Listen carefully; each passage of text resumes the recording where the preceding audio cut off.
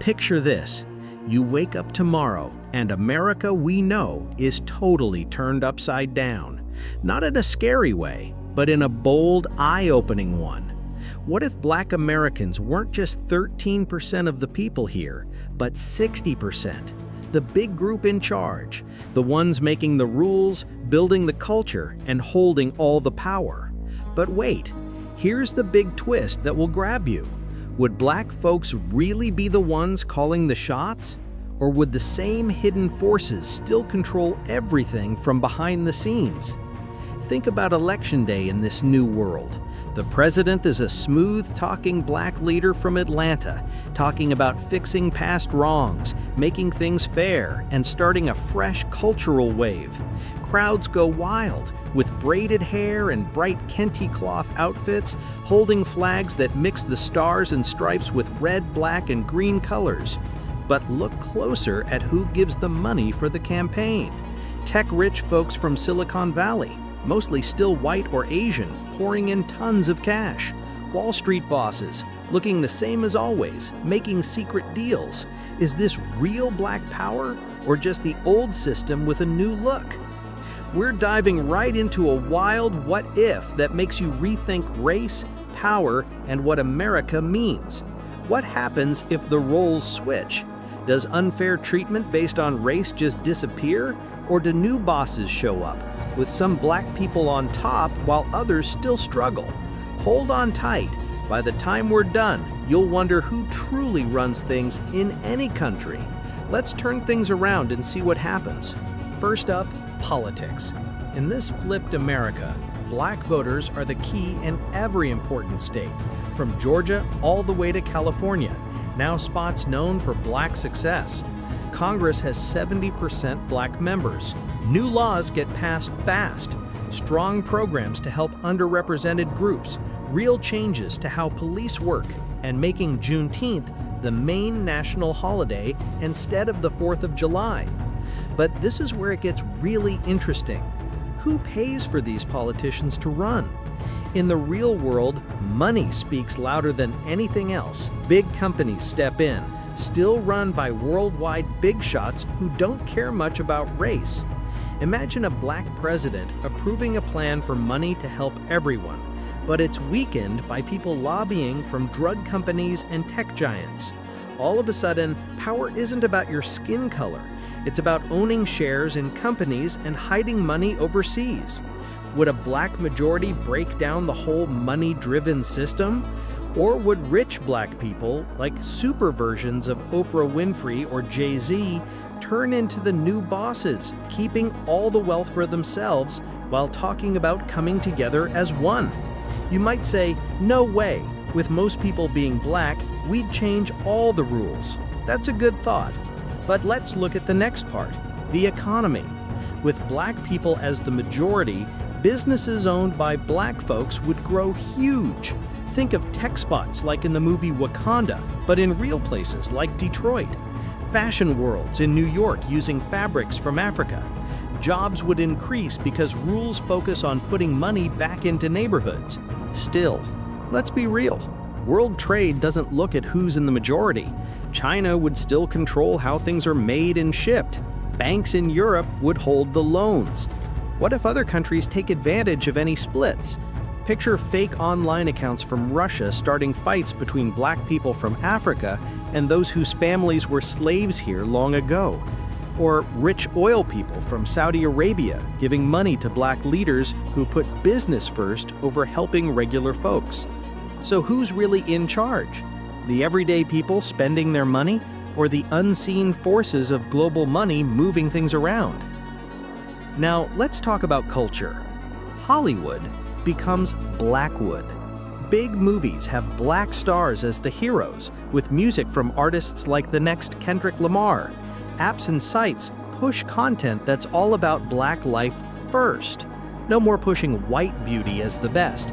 Instead, it's all about natural hair, body shapes, and skin tones. Power in this area is tricky though. Who owns the movie studios? In our world today, huge companies like Disney run it all. In this new world, Black business owners might take over the big movie studios. But what if they start changing their ways to match the old system just to make money? For example, picture a hit TV show that celebrates Black success stories, but it's sponsored by shady companies that offer high-interest loans targeting Black communities, entrapping people in debt. Or think about social media influencers pushing products non-stop, encouraging everyone to keep spending without questioning why. Is this true empowerment for Black people, or is it just a clever distraction to stop folks from thinking about deeper issues? Even as we enjoy content that's finally about our experiences, who is really shaping the messages and stories from the shadows? We're midway through and things are heating up. Now imagine schools.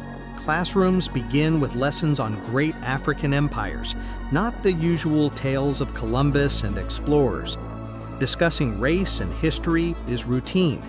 Brilliant Black professors lead universities, shaping bold ideas that challenge traditional systems. But who decides what gets taught over time? Rich givers like Bill Gates, in our world, may be Black versions now with their own plans. What if they push science and tech classes more to help businesses and skip deeper thinking subjects, or hide ideas that could shake up their power?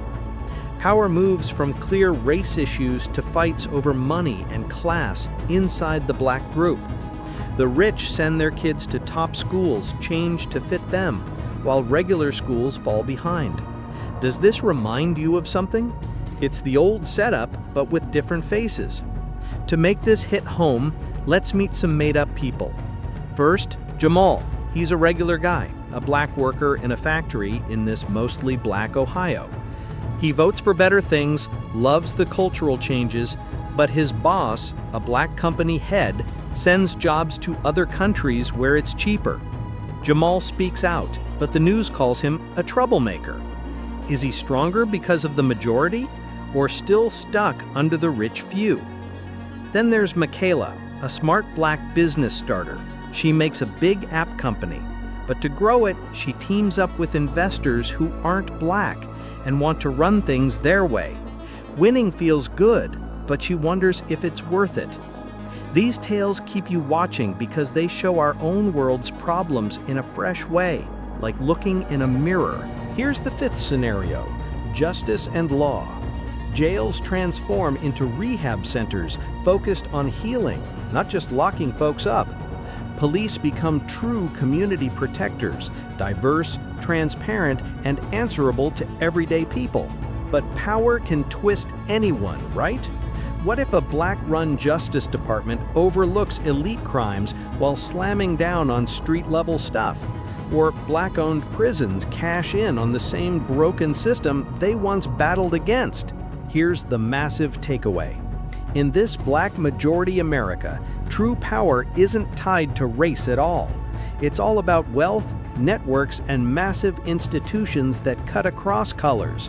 Corporations, media tycoons, foreign players, they adapt, hijack movements, and stay on top. A Black majority could amplify voices and mend deep wounds, but without uprooting systemic greed, real control slips away from the masses. Let's zoom in on daily life. Sports? NBA and NFL explode with Black owners prioritizing player wellness and community vibes, but global sponsors might shove ads over real reforms. Healthcare? Policies target Black health disparities, like more docs in overlooked spots, yet profit-hungry insurers could dilute it to half-hearted fixes. Family time? Holidays fuse traditions. Kwanzaa shines bright next to Christmas. Reunions turn epic. But algorithms on social media might stir up internal beefs, like colorism or class rifts, fracturing solidarity. The arts? Music pulses with Afrobeat pop fusions. Bookshelves overflow with Black writers as standard. Grants flow to poets and artists, sparking inspiration everywhere, though elite galleries could sideline raw underground talent. International ties? Stronger bonds with African countries mean booming trade and support, but European alliances pull the other way, forcing leaders to juggle pride and profits. These threads reveal power's web. It's everywhere, from global soul food spots to VR escapes in Black folklore. So who really holds the reins? Ponder that. This What If is a wake-up. In today's America, unity across lines can rewrite the game for everyone.